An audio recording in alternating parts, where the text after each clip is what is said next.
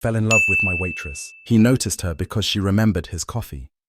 Black, no sugar, always too hot. The diner sat on a quiet corner, all cracked booths and humming lights. He came every morning before work, more out of habit than hunger. She worked the early shift. Her name tag read Lena, the letters worn thin. At first, they only traded small talk. Morning? The usual? Cold today. But mornings added up. She told him she was taking night classes for graphic design. He told her he fixed elevators and hated the silence of his apartment. Sometimes she showed him sketches she'd drawn on napkins. Sometimes he stayed longer than necessary, just to watch her smile at something she hadn't said out loud. One morning, she wasn't there. The coffee tasted wrong. The booth felt empty. "She's sick," the cook said. "Back tomorrow." The relief caught him off guard. When she returned, he said, "I almost switched diners." She laughed. That would have hurt. After that, she lingered at his table.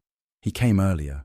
On slow days, she slid into the booth across from him with a slice of pie, and they talked about dreams that felt too big for the diner walls. "I'm scared I'll never be more than a waitress," she admitted once. "You already are," he said, surprising them both.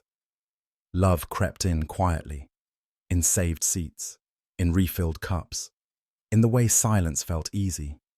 The night he finally asked her out, his hands shook. "Would you want to get dinner somewhere that doesn't serve breakfast all day?" She smiled. "I was wondering when you'd ask." They took it slow. Dinners turned into walks, walks into late nights. She filled his apartment with drawings and light. He picked up his guitar again, clumsy but happy. Sometimes they still sat in that diner booth, her head on his shoulder, his coffee forgotten. When people asked how they met, he'd say, "She brought me coffee," and she'd add, "He stayed." Because love didn't strike like lightning. Sometimes it arrived every morning, poured itself into a chipped mug, and waited to be noticed.